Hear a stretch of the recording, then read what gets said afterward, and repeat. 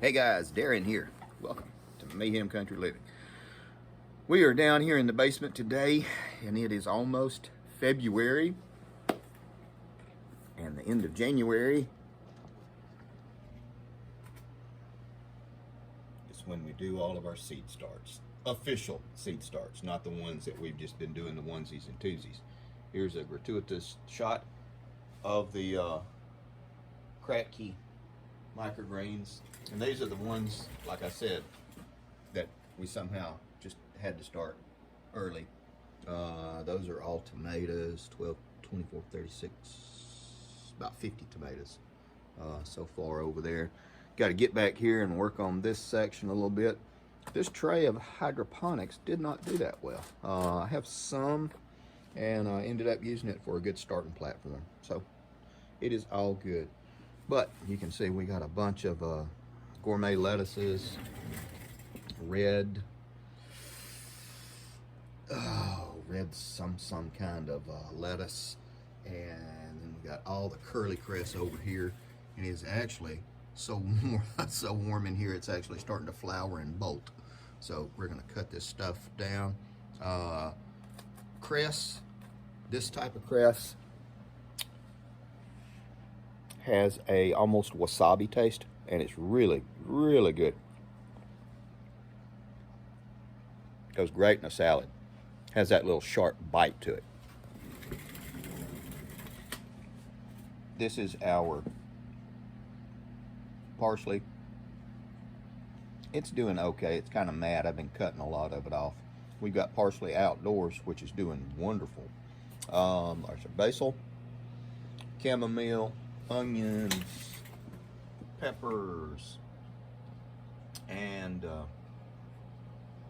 then the tomato plant, oregano, cilantro coming in, and those are the flowers. If you looked at the other video, and there's our little experiment still going on. I don't know if anything will happen, but I was curious to see what would happen by doing it that way. I'm going to cut this one off in the next few days, back down to about here, and we'll get some more starts from it. I'm gonna say I think this is a Brandywine tomato. I can't quite remember, but it is, gosh, it is right at a year now that this tomato plant's been going pretty good. But we're going to start going through some seeds, and we're going to start all the ones that are reasonable to start indoors. Now, we're not going to be doing our squash or anything like that. That will all go outside. And now, kind of a more serious note. The way that things are going, the more things that you can plant right now, whether it is microgreens,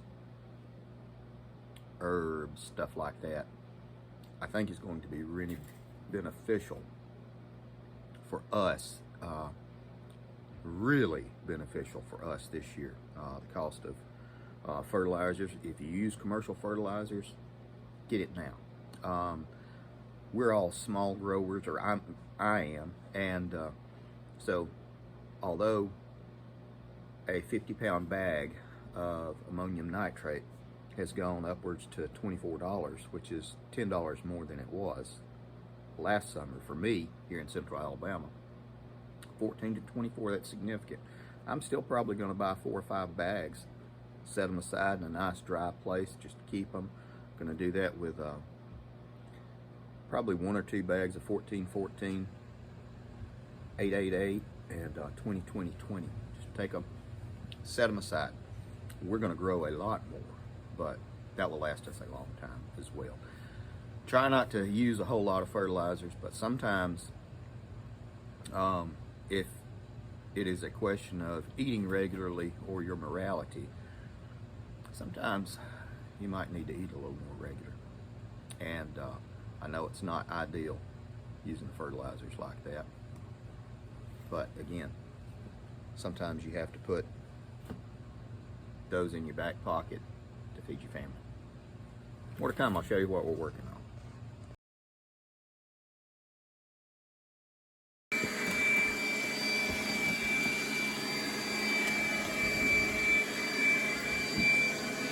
Hang on, he'll be through in this area in just a second. His name's Joe B.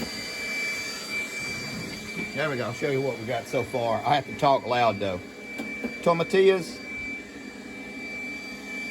yellow pear tomatoes, poblano peppers, and pimentos so far in that tray. Let's go over here where we can talk. Got the hearth fire going too. Just knock the chill off of everything down here. I'm gonna spin this around.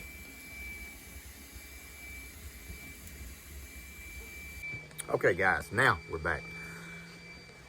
And I know that a lot of people are gonna look at it and say, well, those are nice vegetables, full of nutrients and vitamin C, but there's not any protein. You're absolutely right. The thing is, what we're trying to do is we grow our nutrients as much as we can. We have good fertile soil here, and we have amended it as much as possible. We have our poultry, and we're going to have some other things set in place also. I did tell you wrong. We were not in 7B. We're actually in zone 8. So that's even better. First day of April is technically supposed to be the last day of frost in theory. 2 weeks before, 2 weeks after. It's what we're going to have to play with. So I might, even though it's not ideal, I may go ahead and put out, I may go ahead and start some beans, some runner beans indoors and transplant them. I did that last year and had pretty good luck. But we'll see. I am going to plant everything that I have. Remember, I'm doing this for myself and a couple other people. And probably the ones that I have extras of, I'll put them on like Facebook Marketplace, advertising for sale and sell them for each a couple of bucks. And recoup some of the cost of seeds and, you know, fertilizer and stuff like that. He's about to be finished. He's loud and he's slow and he runs into stuff. More to come.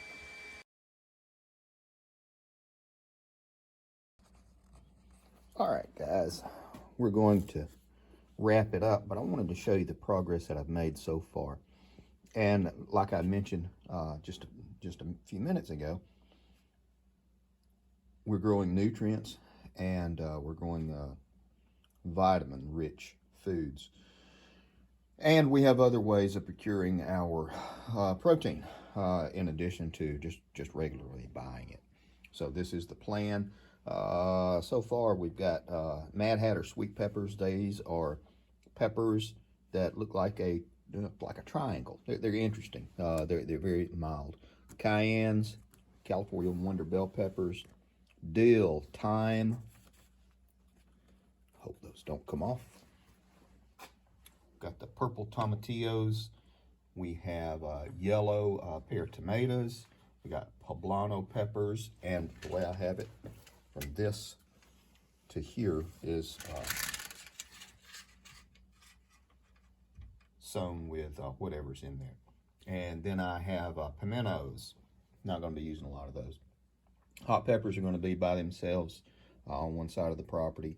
Sweet mild peppers are going to be on the other side, of course, just so we don't have any kind of cross-pollination. Those are the tomatoes and peppers that I've already started, and then those are the other ones as well. And this,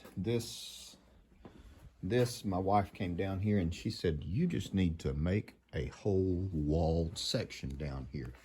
And I was thinking that is going to be a really good idea. So I'm probably going to, like this area here, all the way over to here, I'll wall it in, and it won't be terribly expensive.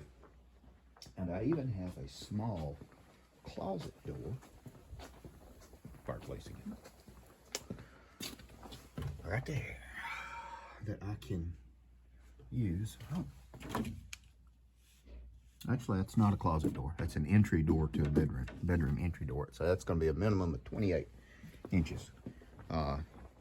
interior dimensions. That is going to be even better.